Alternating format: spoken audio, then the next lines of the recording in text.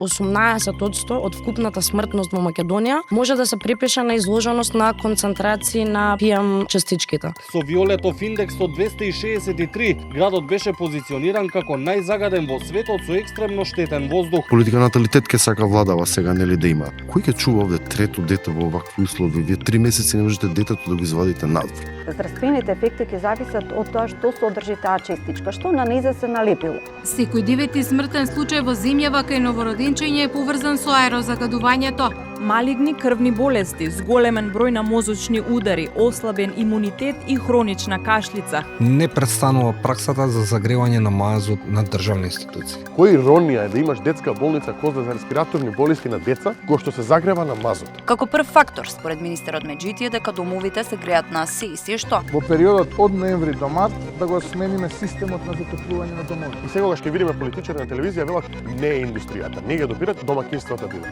Кој контролира?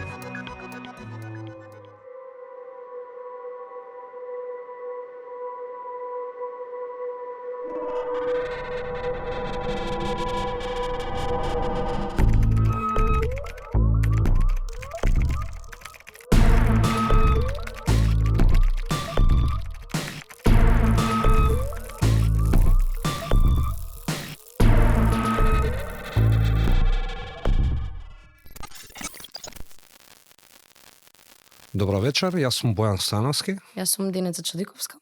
Добро дојдовте во уште една епизода на Разговор во редакција. Ке зборуваме за еден голем проблем кој не мачи сите нас, тоа е воздухот кој го дишеме. Градот се претвори во урбана пустина, која со години се наоѓа на листите на најзагадени градови во светот. Диви депони и ѓубре на секој чекор, улици кои изгледаат како сцена од апокалиптичен филм. И градеж на прашина од прекумерното и алчно градење, што секојдневно ја дегустираме како дел од нашето мени. Загадениот воздух во Скопје и низ другите градови низ Македонија е компилација од сево ова, а најмногу од негрижата на локалната и централната власт. Да, а политичарите како во улога на еколошки инфлуенсери, кога се во опозиција, носат маски, зборуваат емотивно за загадениот воздух, бидејќи тогаш навистина дишат канцероген воздух. Кога ќе дојдат на власти, треба да направат нешто конкретно, тогаш стануваат скептични за резултатите или ја префрлаат одговорноста на други.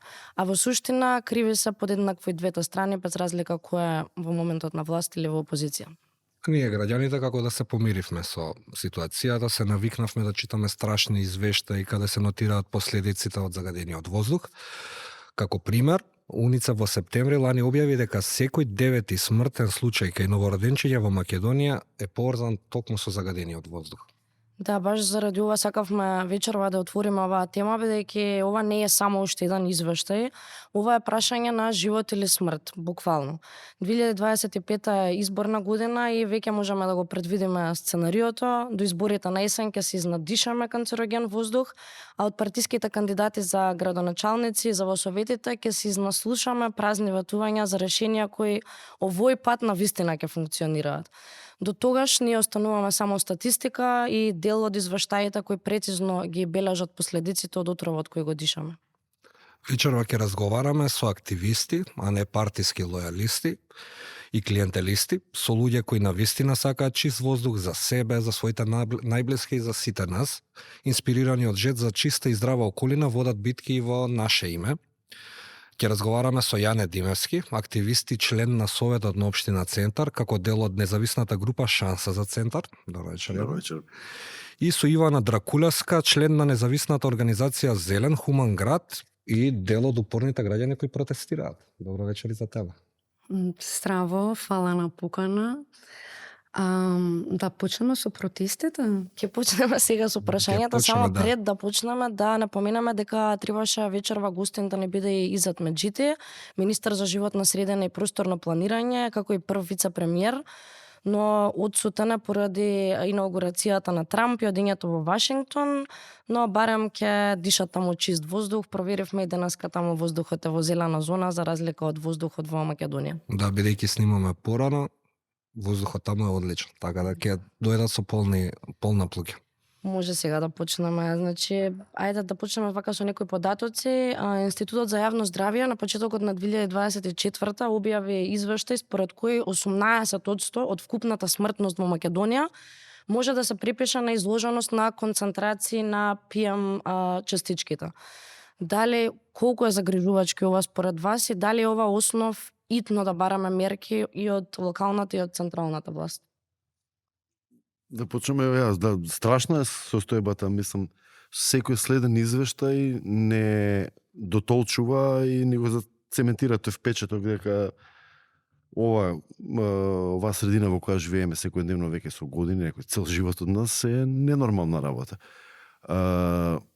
Институтот за јавно здравје точно секогаш бил на оваа линија и предупредувал за овие работи ни за години наназад, но такви работи стигнуваат и од други истражувачки центри, како например истражувачкиот центар на Европската унија, кој во 2021 објави исто вакви сериозни бројки, со тоа што тие ги го проценува и економскиот ефект на смртните случаи само од оние частички 2,5 PM.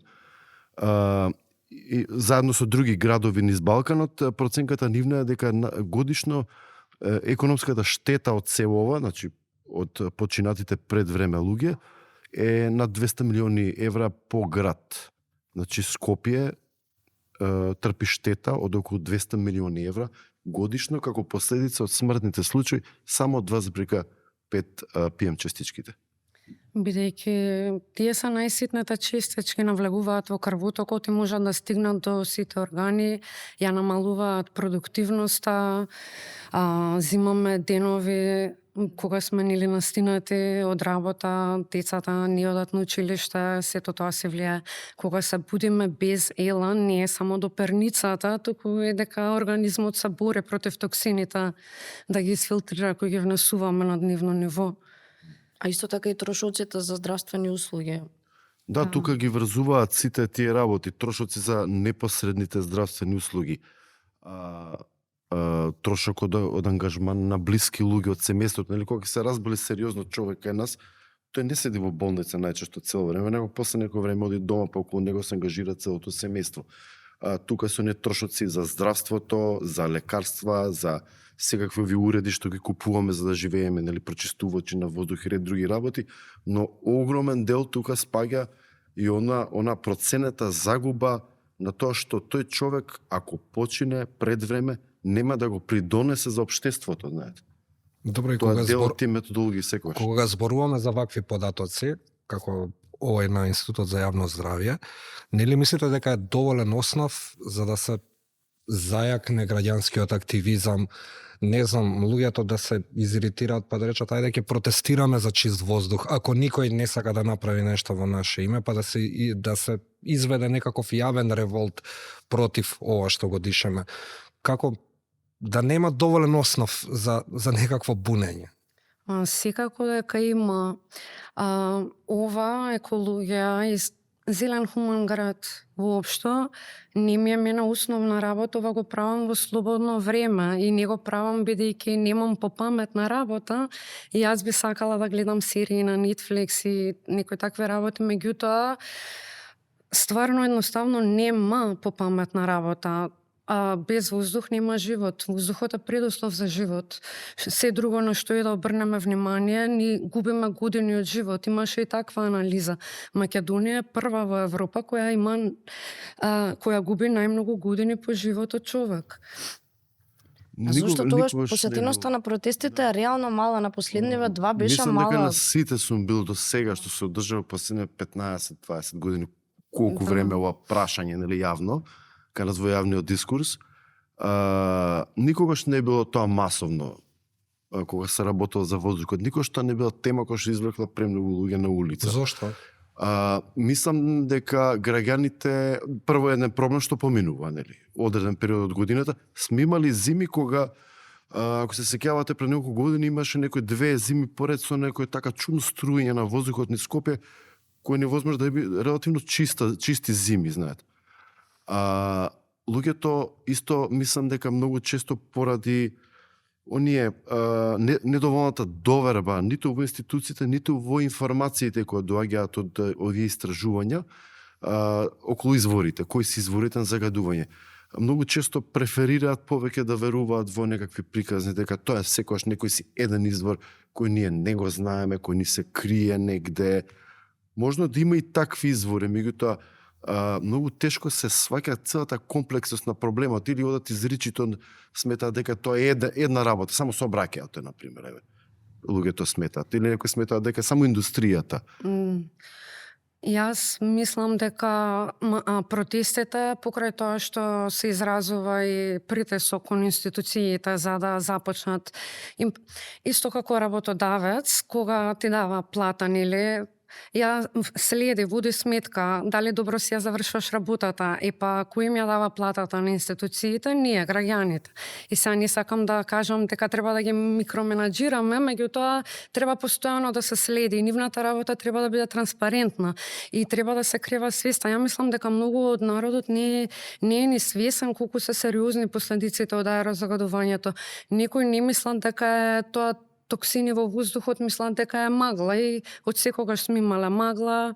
Тоа е приказно, да, од деца сме пораснале во ова. Или сега на сите ни е тешко да тргнеме од себе, чекаме некој друг да почне прв, некој друг да ги заврши работите, што и до некаде е во право. Треба од најгоре да се почне, од најавторитетните, од најголемиот авторитет во градот, во државата, во општината и да постават пример за ние понатаму да ги следиме. Кога гледаме дека они, еве вие мапиравте 700 јавни објекти кои се греат на мазот и нафта, тогаш како да му наметнат они на народот да применува подобри начини на грејење? Да, секако го спомнува дека имало и подобри зими, а например оваа година според правилникот на Министерството за животна средина дозволено е во текот на годината само 35 дена да има присуство на PM10 честички. Оваа година тој праг беше надминат уште пред да почне есента поради пожарите во текот на летото и поради горењето на дивите депонии.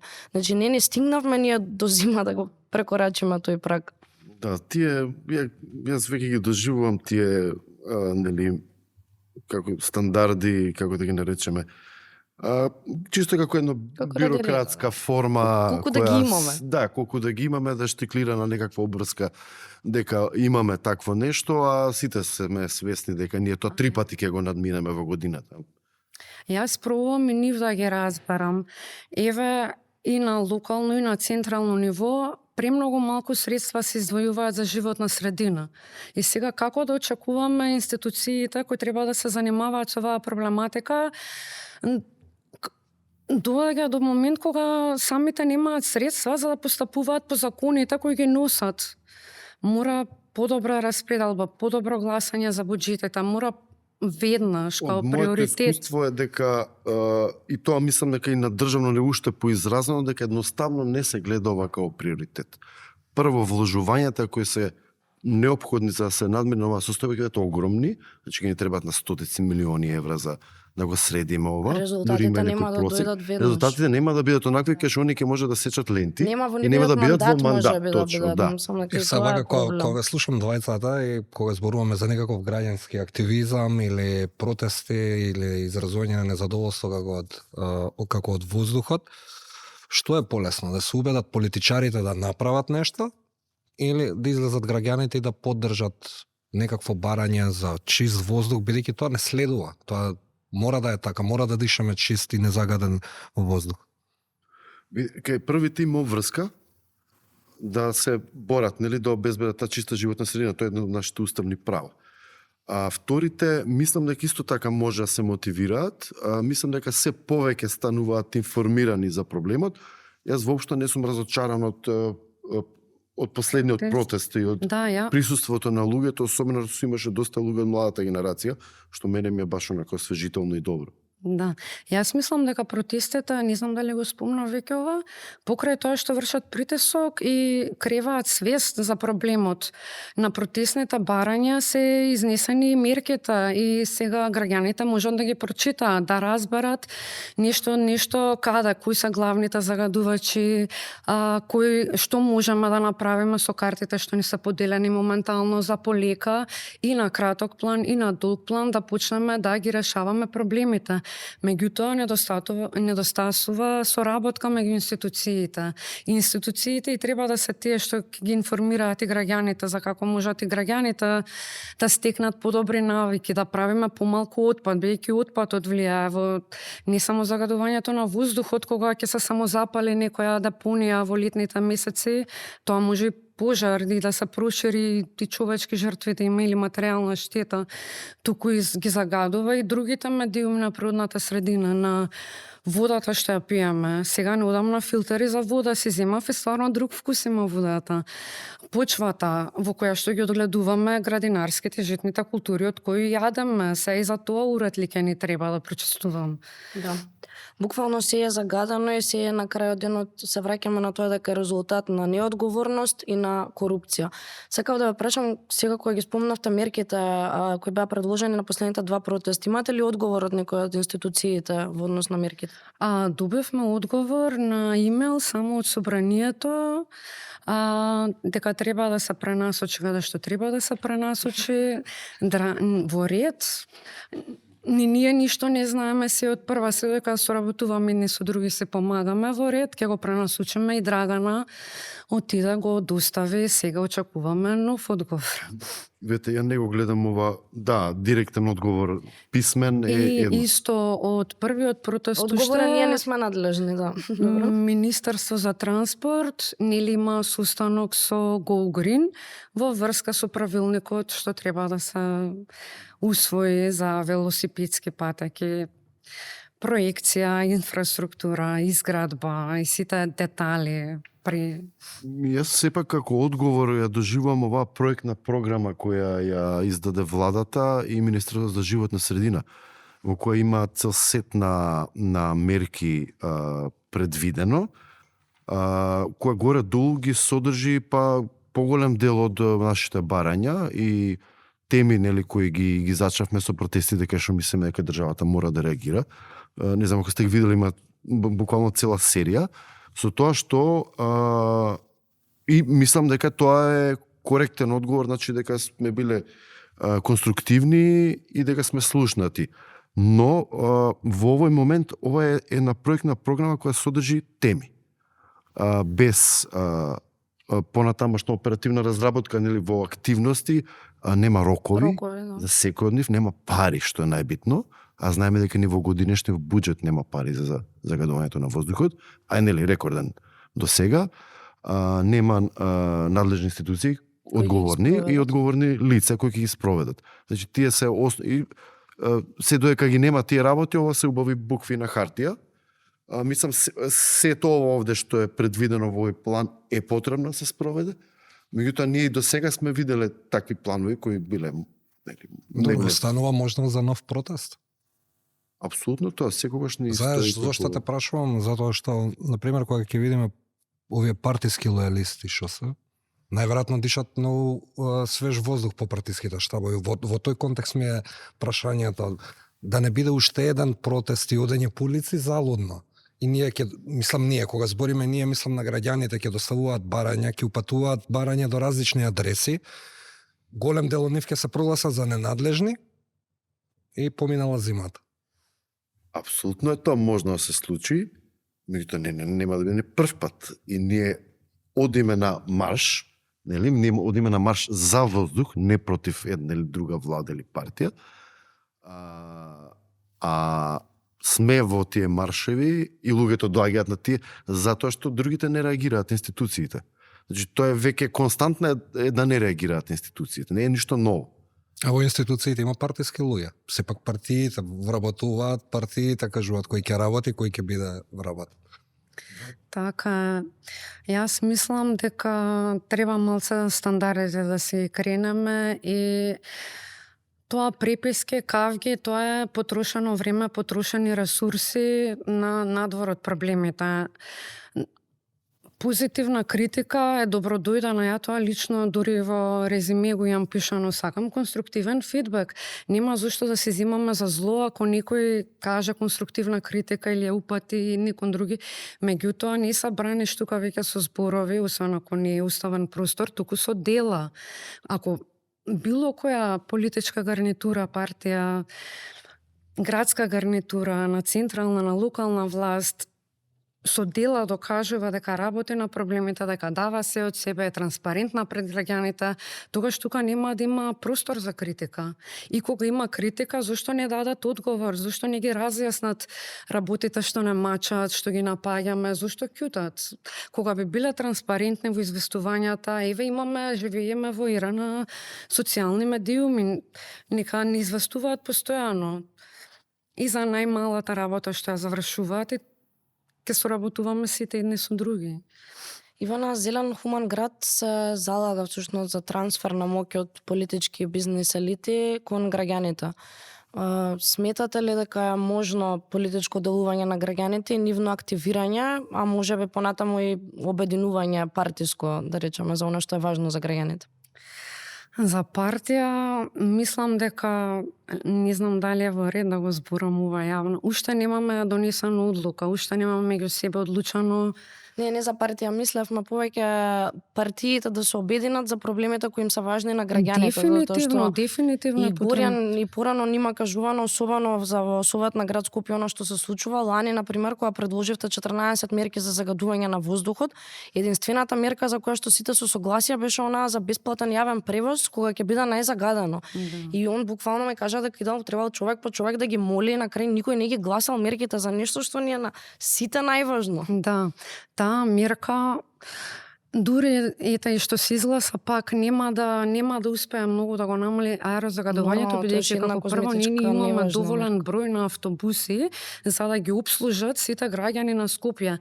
Па дури кога тие што се приморани да возат возила, бидејќи им е далеку да стигнат од точка А до точка Б, би сакале да се возат со ИСП, да се возат со автобус, нема да ги собере. Сега гледавме видеа и на види вака како испаѓаат од вратите.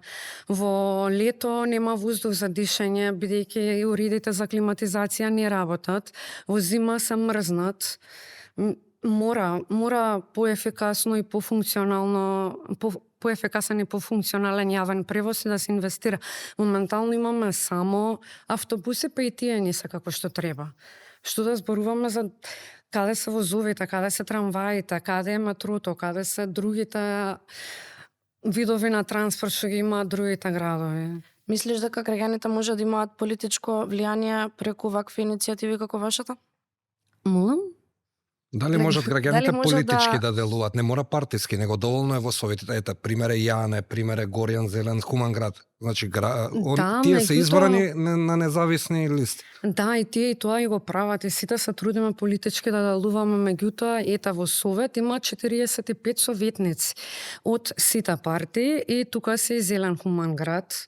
Зборувам за Совет на град Скопје. Шанса за центар во центар. Во општината Центар, шанса за Центар, во општината Карпош се независни за Карпош, во општината Газибаба се Зелени за Газибаба, има независни кои се трудат и политички да делуваат, меѓутоа малем е бројот од 45 советници вкупно во град Скопје.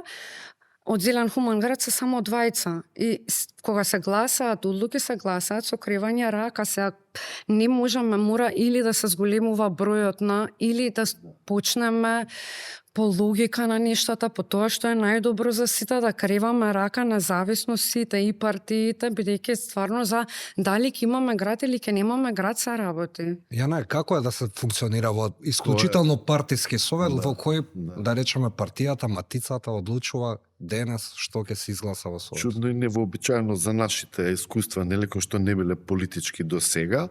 Оно што велите дали граѓаните можат да имат, тие веќе имаат влијание, барем оние кои се идентификуваат, нели, со оно што ние го застапуваме таму, преку нас, само тоа што сме влегле, мислам и за некои прашања што сме ги покренале, потегнале, веќе имаат граѓаните влијание, меѓутоа впечатокот од партизираните совети во кои главната алатка е надгласувањето, бројот на гласове, не се аргументите, кога ќе се сретнете со тоа, ви станува уште појасно и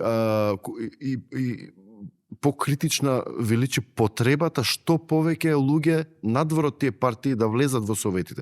Значи не мора партиите ќе речат не давајте залудно глас на независните. И рекој прошот, па повторно и да, затоа што секој заинтересиран граѓанин, тоа е локално ниво, тоа е општина, значи тоа е едно ниво над местна куќен совет практично сега.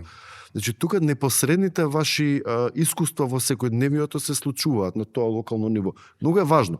И затоа е многу важно да има граѓани кои што се заинтересирани за да подобрат својата општина, тие да вледат. Не мора се тоа луѓе кои што мислат исто како нас, нека мислат различно, нема проблем. Јас можам да дискутирам со човек со спротивставени аргументи, ставови, меѓутоа да има некакви аргументи. А 90% од луѓето не ги читаат воопшто материјалите кои ни се на дневен ред на седниците. Може би за тебе ти не разбираш партиска логика, што е. Па да, што можете да дискутирате со луѓе кои воопшто не се интересираат там. Значи барем партиите ако назначуваат луѓе кои се заинтересирани стварно да бидат во локалниот совет да одлучуваат, и тогаш би било малце поинако мислам ситуацијата.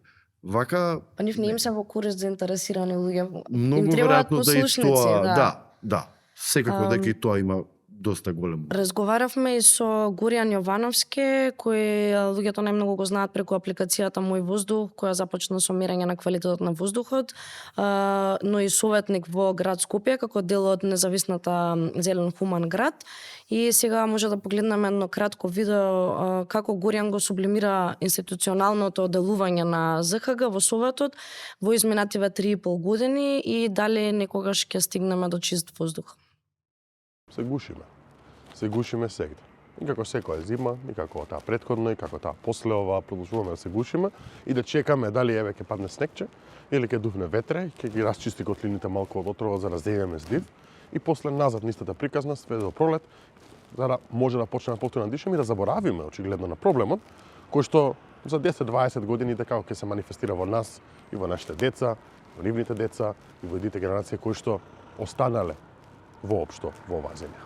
Загаден воздух всушност значи сите оние честички што се испуштаат во воздухот од страна на какво било согорување. Дали тоа ти е согорување од фабрики, дали е согорување од загревање на државни институции, домаќинства, автомобили, све што се огорува, секој чар што го гледаме, што не е пареа, загадува во воздухот. Не е битно какво е, дали тоа е дрво, пелети, мазут, све загадува. Кога си во котлина, можеш да сватиш дека географската положба не ти дозволува да загадуваш така како што ние загадуваме, како што сме научили, како што пробуваме да загадуваме и да се надеваме дека имаме чист воздух. Имавме неколку 2 или 3 страхотни недели, кои што се случува и во Скопје и во другите градови, бидејќи имавме така наречена температурна инверзија. Тоа што го збориме ние долго време, што значи дека топлиот воздух од котлината бутка нагоре, ладниот воздух од струјето бутка надоле и се создава еден капак. Притисок кој што не дозволува загадувањето да излезе од котлината. И ние како што продолжуваме да гориме, да загадуваме, тоа се собира. Како во тенџере што врие и му ставаме капач. Тоа ќе продолжи да прави притисок доле уште повеќе и повеќе. И така се наоѓаме ние на тие топлисти. Така се наоѓаме бидејќи едноставно имаме ненормално загадување во неповолна географска положба. Клучен фактор се буквално секакво согорување, започнувајќи од неконтролираните емисии од страна на индустријата, кои контролира нив? Има 24 часовно континуирано мерење, независно, не сами себе да се мерат, некој друг да ги мери. Има тоа достапно кон јавноста сите да гледаме? Нема. И сегогаш ќе видиме политичари на телевизија велат не е индустријата, не ги допират, домаќинствата биле. Па докажи ми со бројки дека не е индустријата. Дозволи ми да гледам јас јавно дека не е индустријата. После имаме загревањето на државните институции, рековме, мазут, нафта, болници. Која иронија е да имаш детска болница Козле за респираторни болести на деца, која што се загрева на мазут. Значи за мене тоа е несфатливо, ја не знам што правиме ние реално тука, за да дозволиме да се наоѓаме во таа ситуација. Мислам дека многу убав сумлимат е да се види што постигнаа независните кандидати овие 4 години сами по себе. По двајца, по тројца во совет, каде што има по 45 членови. Колку може тие луѓе сами по себе да постигнат, потиснати од сите партии и повторно да извојуваат по неколку победи и колку може тоа да се мултиплицира ако има повеќе од нив. Не зависи од тие активисти внатре, зависи од нам како граѓани. Кога ќе гласаме на следни избори? Дали повторно ќе се вратиме на партиската реторика и се вратиме во круг со истите луѓе кои што ги рециклираме и се надеваме дека ќе помогнат и ќе сменат нешто, или ќе направиме чекор напред како општество, како граѓани, ќе решиме да се активираме после последните избори каде што имаше масовно појавување на овие независни листи масовни, повторно за наши стандарди за претходни избори стварно беа масовни тие победи во Скопје, во општините низ Скопје, во Струмица, во Тетово, во Битола, независни активисти што влегоа внатре во советите. Тој треба тренд да продолжи. Ако сакаме да имаме барем мала шанса за вистински граѓански активизам, за вистинска директна демократија, тој тренд мора да продолжи. Ако ние како граѓани не ја преземеме власта во наши раце, џабе ни е работата. И да се вклучиме во работата на институциите, кои што сите велиме дека не е ефикасна.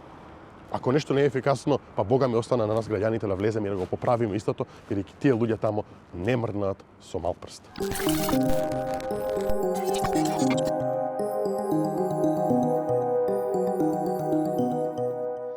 Тоа е изјавата на Горијан.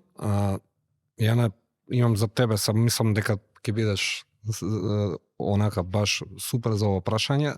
Кога ја слушаме неговата изјава, кога го сублимираш вашето делување во Советот на општина Центар, дали моменталната политичка ситуација во Македонија обесхрабрува независни кандидати на независни листи? Дефинитивно. Не само ситуацијата моментална, туку изборната регулатива, изборните правила за учество. Да, за тоа ќе те прашувам, да. Нели... Него општо дали ситуацијата обесхрабрува дека и го нема тој ентузијазам, како да ја нема таа енергија од пред неколку години кога стварно граѓаните препознаат дека можеби ни се потребни во локалните совети независни луѓе? Може би и тоа се должи на општата на депресија која не зафати од како бе изневерени големи очекувања после промената на власта. Немам такво чувство, мислам, во врска со кога во прашање нашата група, например. Сега луѓето ако мислеле дека двајца можат чудо да направат или тројца во одреден совет, тогаш ја немаат представата цела како функционира тој систем внатре. Дека тоа сепак мора тој што има 12 е најсилен. Ако сака да слуша, би било одличен.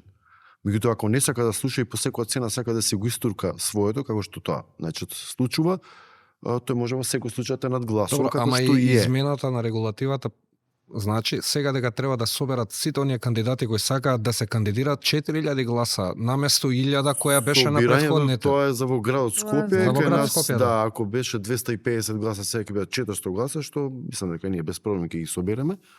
Но тоа е само еден дел, за градот се над 4000, да. Да, над 4000, сега дали ќе ги собираме, дали ќе направиме нешто во врска со измена на ова нова регулатива. Добро, има иницијатива и пред Уставниот суд, мислам за промената која направи партиите, некако сложна ја смени. Многу сложна смена, видите, независна листа на кандидати. Прво, не може да се брендира со името како сака да се брендира.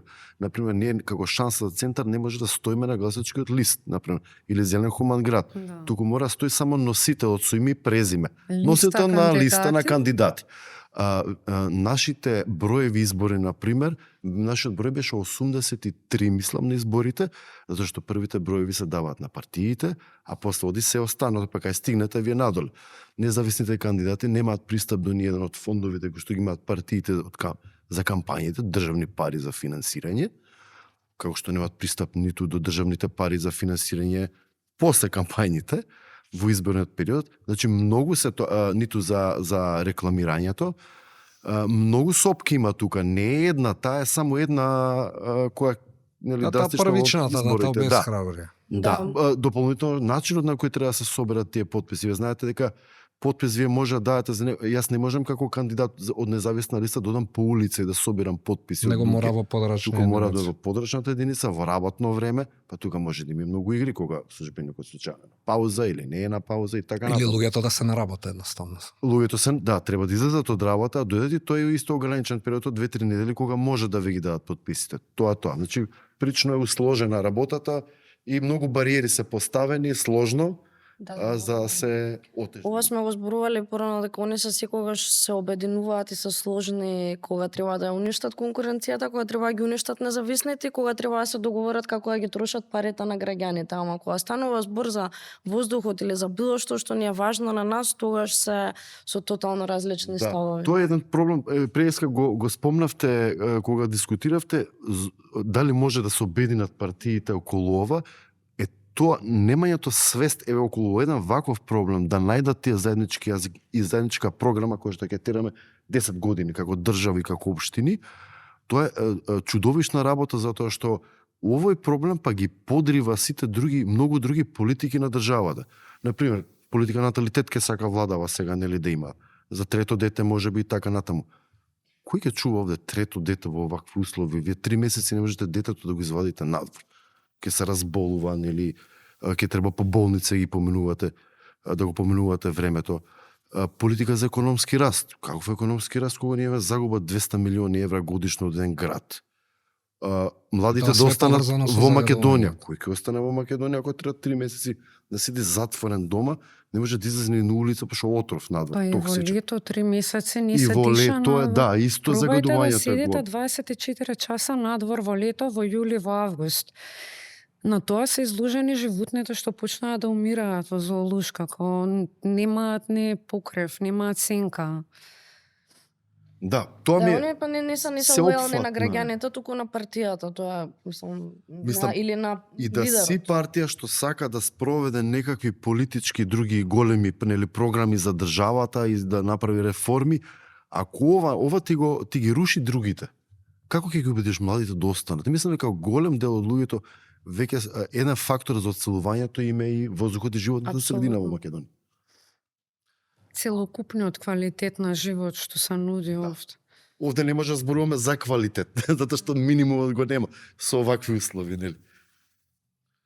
Добро, без оглед кој е на власт, локално, централно изминативе 30 години, не представува праксата за загревање на мазут, нафта, екстра лесно масло на државни институции. Тука не зборуваме домаќинства, зборуваме за институции.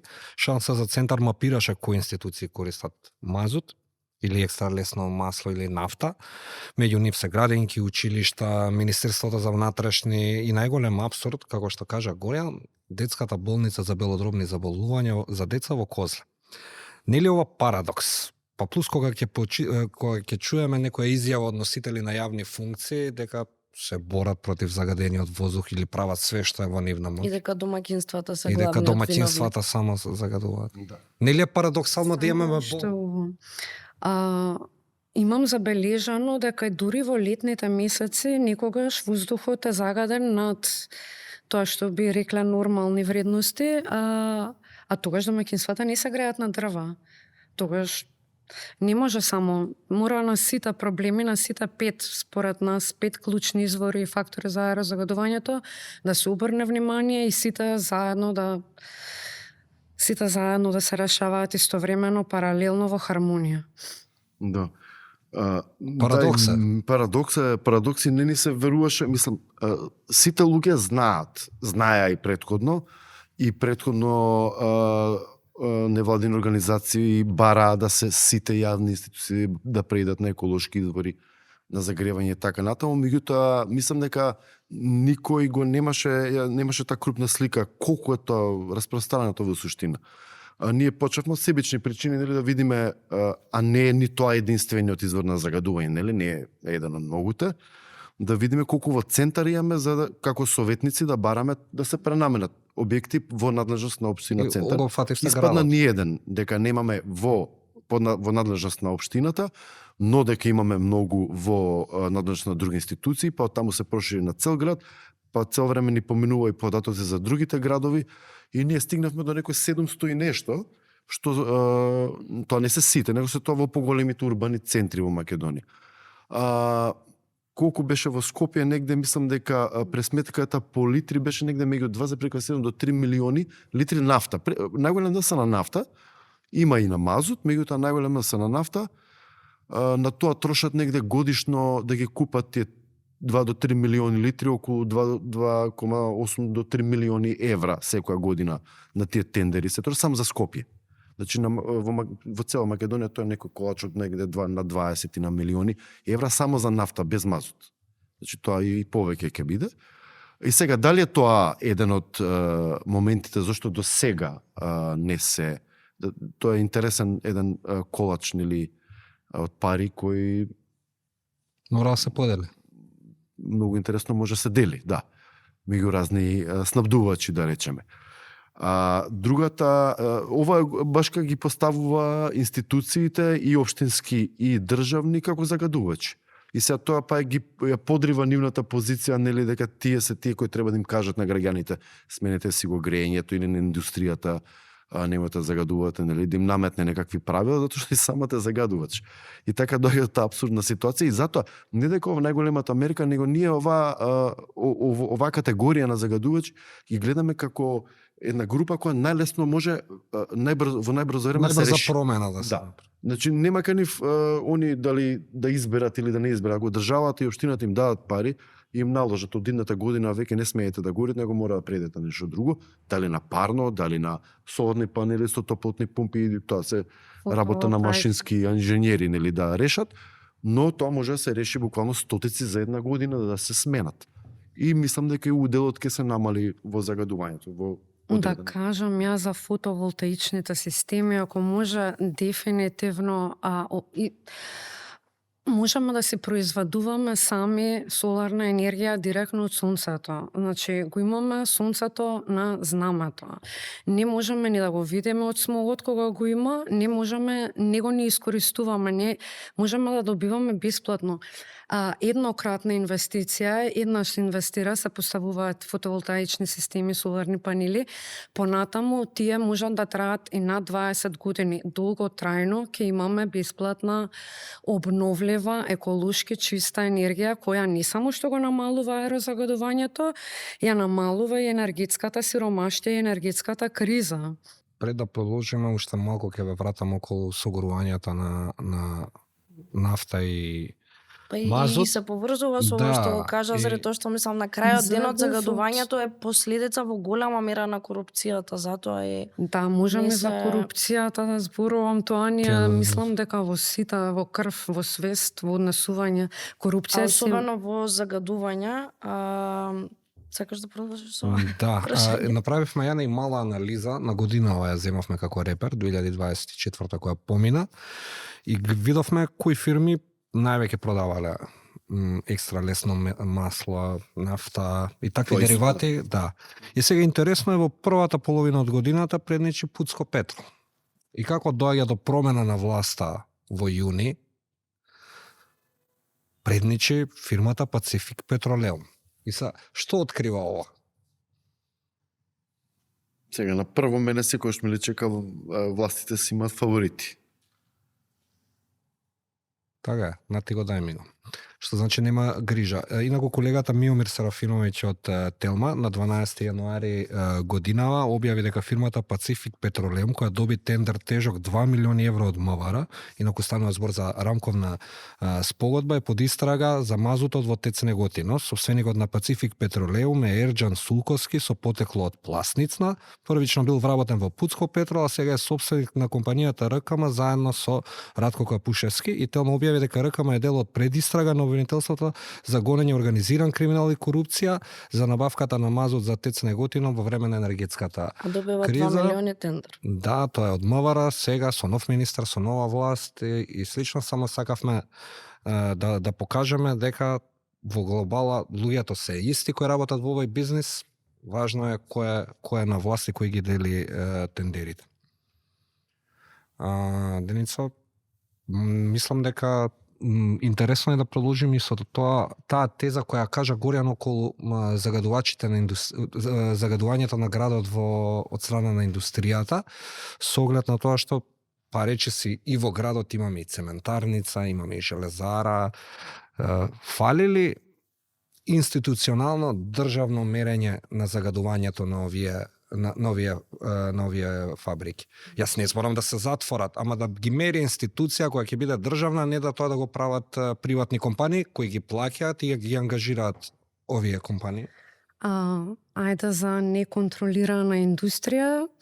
Индустријата инаку, токму индустријата е посочена како најголемиот загадувач според 15 врховни ревизорски институции од Европа во соработка со Европскиот суд на ревизори, во Македонија и нели и во другите земји на Балканот е сега неконтролирана, па и градоначалничката на град Скопје сама изјави дека и ова големите индустрии што ги спомнавте, тие се под надлежност на Државен инспекторат за животна средина, кој има право да издава интегрирана еколошка дозвола, а град Скопје може да им врши надзор на оние индустријски помали индустријски погони кои треба да имаат интегрирана дозвола, меѓутоа и покрај тоа што треба да имаат, ја немаат, а сепак продолжуваат да работат. При контрола е утврдено дека ја немаат.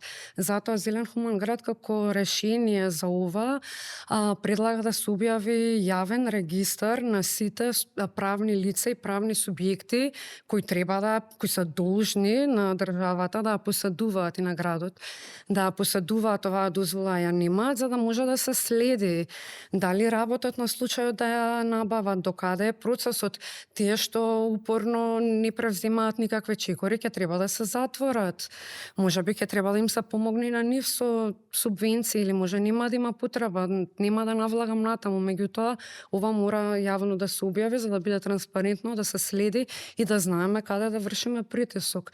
Исто така мора да има густа мрежа на станици кои ќе го мерат загадувањето, бидејќи кога веќе го имаме аерозагадувањето, барем да знаеме точно од каде ни доаѓа. Зборуваме за тоа колку се вистински кога доаѓа, затоа и управа за метеоролошки станици треба да известува, викам, за се навремено да направиме што можеме врско со тоа за да се заштитиме и тие краткорочни мерки што ги предлага и самата влада, институциите, нели дури јавниот бесплатен превоз. Ако некој не го известува населението, како ќе знаеме, како ќе ги спроведат и самите? Кога сме веќе кај надзорот, тука е важно и да споменаме минатата година Радио Слободна Европа објави истражувања според кои општините имаат одвај по еден инспектор за животна средина кој треба да ја контролира цела општина, а Државниот инспекторат за животна средина работи со вкупно 24 инспектори на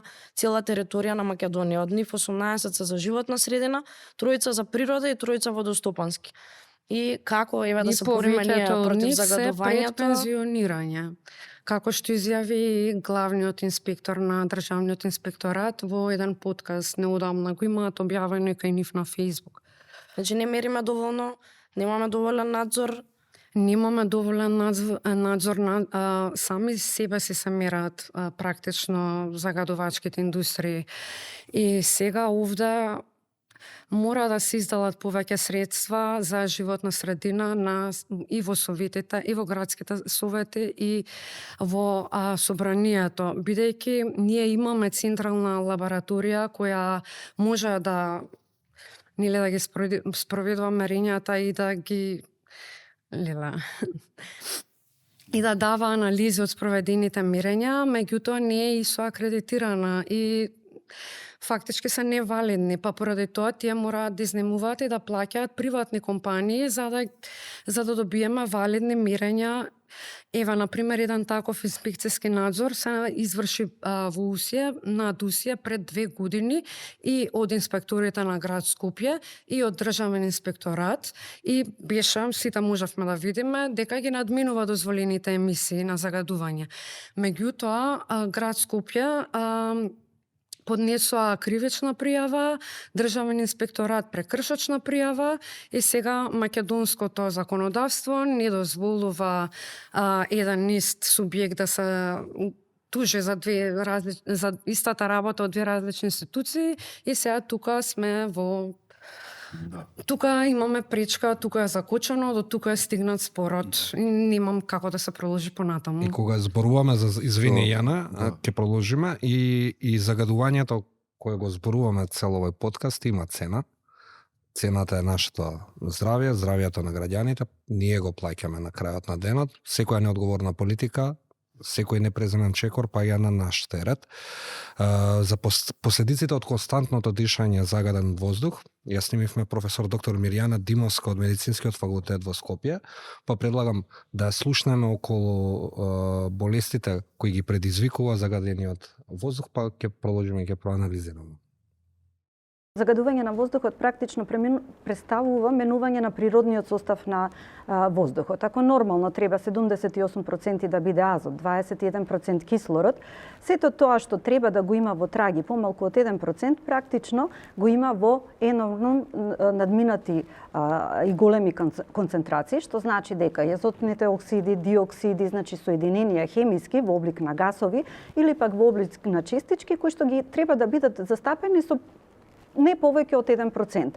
Кога имаме загадување на воздух, практично овие загадувачи ги надминуваат тие очекувани процентуални вредности и тогаш ние практично дишиме загаден воздух. Дишиме воздух во кој што има можеби часовни зголемени концентрации со CO2, односно јаглерод диоксид, јаглерод моноксид, азотни оксиди, меѓутоа ќе потенцирам дека гасовитите супстанции не се проблем за Република Македонија во сите градови. Можеби часовно, моментално да бидат надминати концентрациите, најголем јавно здравствен проблем ни се суспендираните честички, односно PM10 и PM2,5 честичките. Кај истата концентрација на честички која што ја мерат мониторинг станиците секаде во светот, вклучително и нашите мониторинг станици, во различни места може да даде различни здравствени резултати, односно исходи. Зошто? Затоа што ние го мериме, и така е согласно директивите, европските и нашата легислатива, ја мериме само масата. Меѓутоа, не го мериме и одредуваме хемискиот состав. Многу ефектите, здравствените ефекти ќе зависат од тоа што содржи таа честичка, што на нејза се налепило. Ако е механизмот многу едноставен, во сржот на во сршта на честичката се наоѓа јаглерод кој што прилепува се на него, едноставно ги залепува сите материи кои што се емитирани од различни извори. Па така, дали ќе содржи тешки метали, дали ќе содржи полиароматични јаглеводороди кои што се канцерогени, а се емитирани од сите процеси кои што се огоруваат некакви фосилни горива, дали е тоа мазут, дали е тоа нафта, се извинувам, дали е тоа дрва и така натаму, дали ќе содржи можеби од индустријско потекло некои емитирани честички или пак можеби ќе доминираат тешките метали.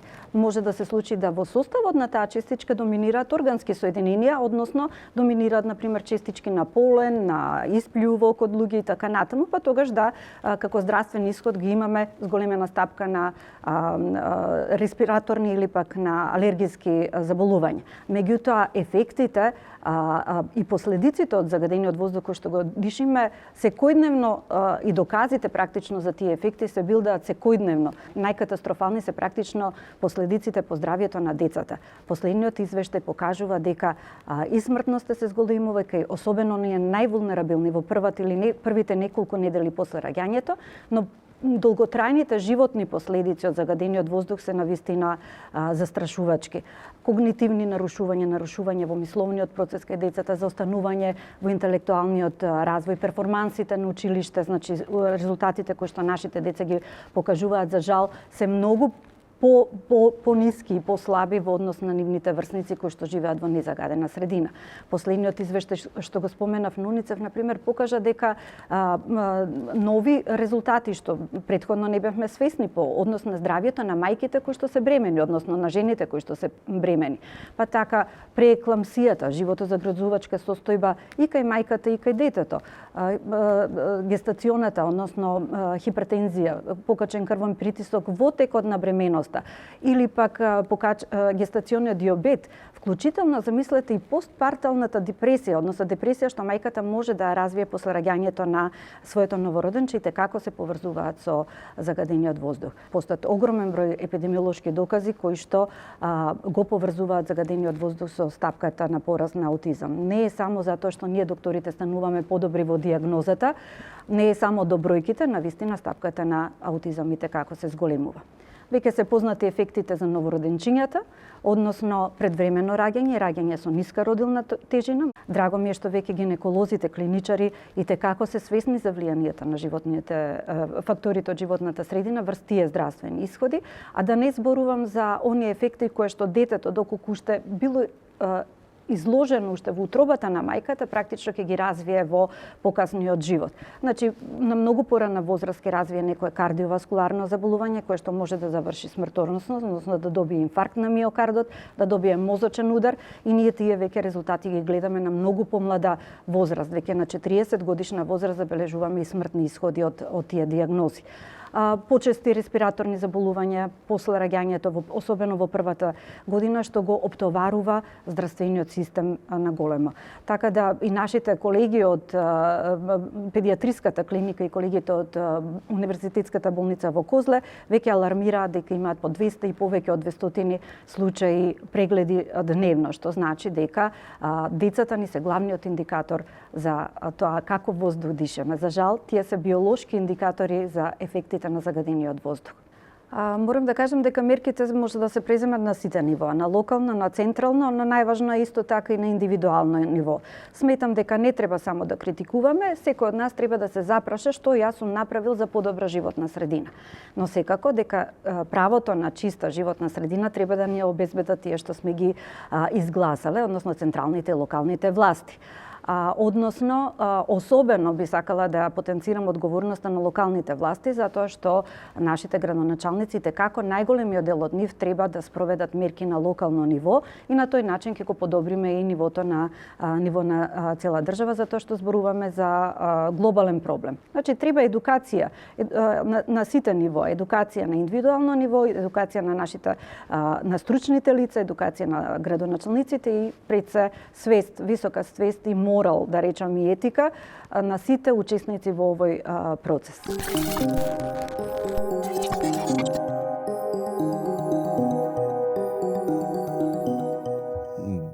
Бојан, прво само морам да се согласам со професорката околу улогата на градоначалниците, веќе имаат голема улога и советите на општините, особено во недел на урбанистичкото планирање. Значи, нашиот град е толку преграден да не може да ги прими веќе тие емисии од домакинства, од индустрија, од сообраќај и така натаму. Па гледаме полица, прашина, кал, доволно е кога ќе поминеме. Урбаното зеленило постојано се разјадува за профит на поединци кои градат, нема катастар, не е направен. Урбанистичките планови кои се носат не се прават оние студии за влијание врз животната средина. Битно е да се гради, така. Битно се гради. А нова, за се надоврзиме и на претходната само индустријата, јас гледам два моменти тука, едно недовербата кон дека самата индустрија, самите фирми се ги мерат собствените емисии, може да се точни тие мерења. Меѓутоа луѓето немаат доверба, знаејќи ја целата она како да докажем, коруптивна култура и распространатост во Македонија корупцијата на сите нивоа на властите. Нели, сосема сите знаеме дека сосема возможно се случува и на тоа ниво некаде. Другата работа што сакав исто да кажеме, мислам дека денеска е време може да се преиспитаат оние интегрирани дозволи во смисла интегрираната дозвола кога дадена пред 20 години за некои од големите индустрии во Скопје, тоа значи дека они тогаш имале најмодерната достапна технологија за производство и за заштита тогаш. Дали и таа е денеска, бидејќи денеска имаме некои такви фирми кои како основно гориво користат петрол кокс 70%, например, што испушта повеќе сулфур од колку јаглен. И отпад горат. Сега, кај тие индустрии може да најдете и цела техничка документација од 2005 година уште за преоѓање кон газ, меѓутоа од веќе 20 години ја имаат таа опција дури и пристап до газ, а не прешле. Никош не користат петрол кокса, може би имаат и филтри тие кои го зафаќаат нели најголем дел од тие емисии и така натаму, меѓутоа дали е тоа се, може би тоа 1% или пола процент или колку и да што излегува што не е зафатен од тие филтри, може тоа е премногу за нашиот град, имајќи ги предвид исто и овие другиот контекст на урбанистичко дивење, преградување, на не водење никаква сметка за зеленилото, за зелени политики и така натаму.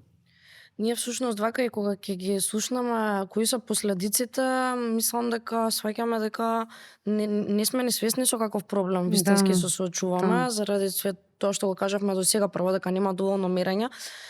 Друго, ева, например, ги проверивме извештаите на Министерство за животна средина. Последниот водишен извештај за квалитет на животна средина е 2022 година, а ако бараме за оценка на квалитет на воздух е 2015 година. И, например, исто така гледам од месечните извештаи дека и мерните станици не се целосни, постојано се јавуваат некои проблеми, некоја не работела, некоја не мерала глобална радијација, некоја не мерала брзина и правец на ветар. Ние уствари немаме вистински податоци со што точно се соочуваме, можеме очигледно само последиците да ги мериме преку заболувањето.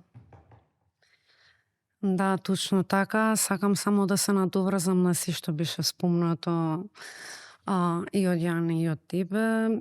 Мора да се внесе стандардот за минимум зеленило по глава на жител предвиден со Законот за урбано зеленило да се пренесе во законите и подзаконските акти од областа на урбанизмот.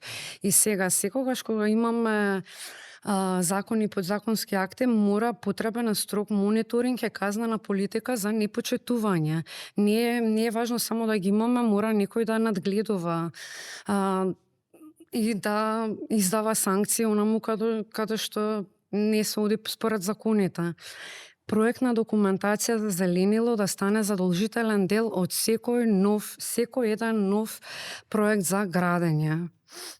Ова и генералниот урбанистички план мора да се отвори за јавноста, мора да се организираат јавни стручни дебати кои ќе понудат најдобри решенија, бидејќи од тоа зависи дали ќе имаме или ќе немаме град.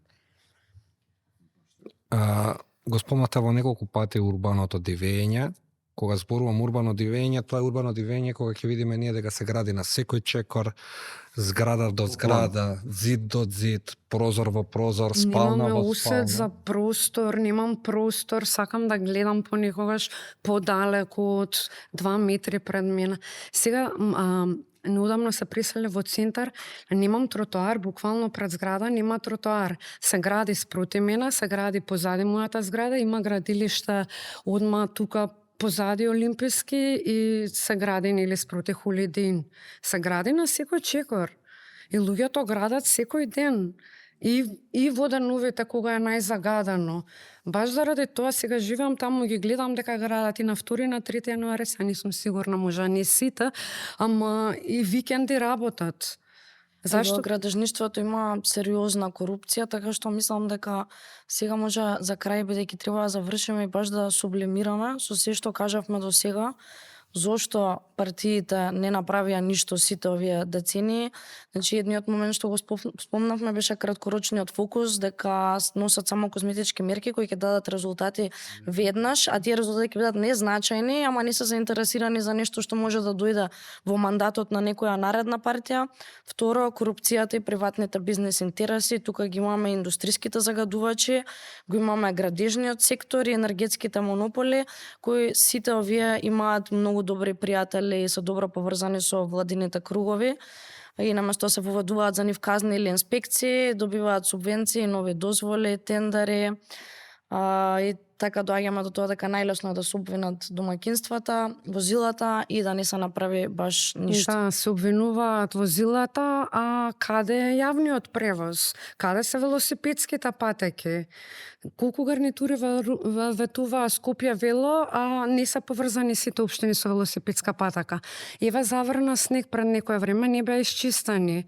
За не беа подготвени никогаш, не се. За корупцијата мислам дека ни е навлезана во култура. Треба сите сами од себе да почнеме. Се она што знаеме дека не треба да се прави, а го правиме кога никој не гледа, тоа е корупција. Поминување на црвено е корупција. Да не му го соберам изметот на куќето, ако нема никој наоколу, тоа е корупција. Така, но секоја партија до сега дозволи интересите на бизнес елитите да бидат пред јавните добра, како што е чист воздух, храна и вода. За суштина, само да го замислите ова куса слика, дека ако не работат станиците, нели, како што се случува во некои периоди за мерење, треба секогаш да имаме на ум дека и тие ни се донирани од ЕУ. Ниедна немаме сами платено. Значи, не ги ни одржуваат. А тоа покажува колкав приоритет. ЕУ ни ги да, значи кој е нивото на свесност и ангажман на властите околу овој проблем и вториот момент кога оваа култура на приватниот интерес, правење на профити и така натаму е навлезена и во институциите, па ние имаме случаи кога се прави нов детален урбанистички план за водно, оние парцели кои беа запленети од државата по присудите во плацевите на водно, сега агенција, општината бара да се пренамени намената нивна да се врати во шума.